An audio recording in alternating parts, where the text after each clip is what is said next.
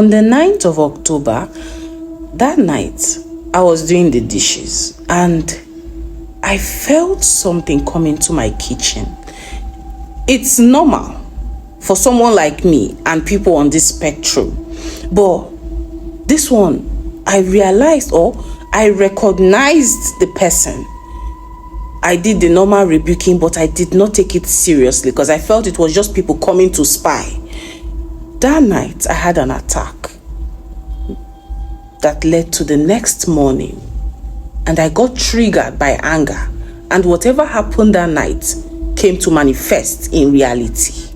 Now, permit me to tell you a bit of the dream. I'm not going to say everything because I would end up exposing the person, even though the person might actually watch this video. Your time is short. You know yourself. Okay, in the dream, it's as though we are like in a long queue, and that queue was death queue. Now, I found myself at the very, very, very last.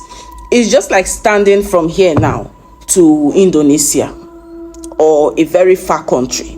Like you would not see the end, but you're very far. And the line is just going little, meaning that maybe for you to get to your destination, it might take up to 80 years, 70 years, 60 years, depending on where you are. So I was still at the back.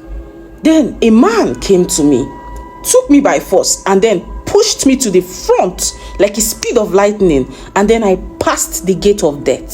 So when I passed that gate, as though you know when someone will push you, so when I passed the gate, every bed, like a coffin, everybody, like none was vacant. They assumed I needed to stay in a vacant one. So I stood there and I looked around. I woke up. If you know the meanings, just keep it, I'm coming. So I woke up that day, I prayed, I cancelled, I told the people around me. Then devil came with anger. Whatever you do, avoid anger. So I had a little conflict with my last born, my little brother. And that was when I felt something consume me. You know how Nollywood will do the fire stuff, you know, when crazy hair. That was what happened to me. I calmed down. I went to the room, and that was when I stopped breathing in oxygen. Now, whatever I could like inhale was nothing but hot, burning air. Hot air. I started making calls. I don't know. The moment my body changes, I put calls across, because then I know what I am facing. You understand? So the people around me, the mom is far, everybody, my pastors, etc., all of them, their messages resonated. They're like, Angel, you're buried though, they've buried you. So the first warning that came to me was about TikTok. The warning was, why are you using a dancing app to do the exposure you're doing? And then it dawned on me that was actually facts.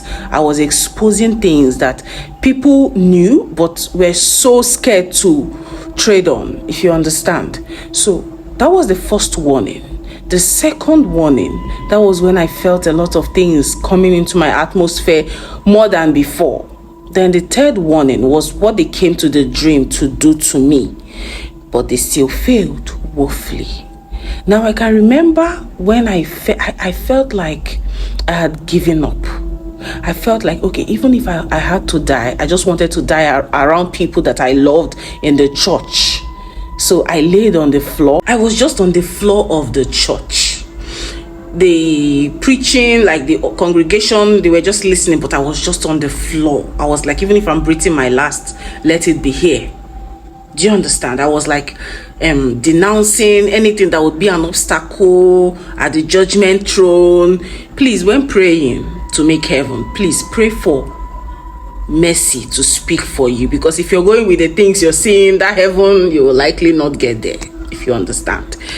The contamination, the grounds of what things are happening now, it's harder to make the heaven. So I was just on the floor of the church. My mom, now any small thing, no matter where she is, she will land. Bam. She was there. she would be giving me, be strong, ekwekwele, ekwekwele. You understand, moms? She's aware what is happening. My pastor, they took me to the inner room. The mummies of the church, the brothers, omo. Let me use our slang. You know, when there is connection, everybody will place hand on the shoulders, like you touch pillar. Then the main GO of the church, his hand was now on the floor. His hand was on the floor, like the main floor. Everyone would step their legs on. I saw the fear in his eyes, as though he saw me leaving, but he didn't just want to lose faith. He didn't want to lose hope. He had all his belief that his prayer would be answered. If anything had happened in the church that day, it might likely lead to a police case. So you get the gravity of what was happening. So being a daughter in that church, he stood in as my father. He stood in when it felt as though things were difficult, like the connection, the prayer. He would shout, mercy. He would shout like words, trying to encourage himself. Maybe if he was seeing my spirit leave or something, he would shout something that would encourage the other pillars. When I mean pillars, I mean the other people praying. I decided to encourage myself, even though it felt like I was giving up. I was crying for mercy. He sent me, I've been running away from this calling, but he sent me. I kept saying this. You sent me. Will you allow me go like this so they will laugh at me? You have no idea, people waiting for you to die so they can laugh. So they could laugh. So they would say, I told you so. Everything kept playing in my head. Even the human being, the sweetheart God blessed me with, I was like, so I'm going to leave this smile like this. You understand? So I was like, hey. Then immediately he said, it is settled. I felt something shake me from the inside. I was led back to the congregation and I sat at the back.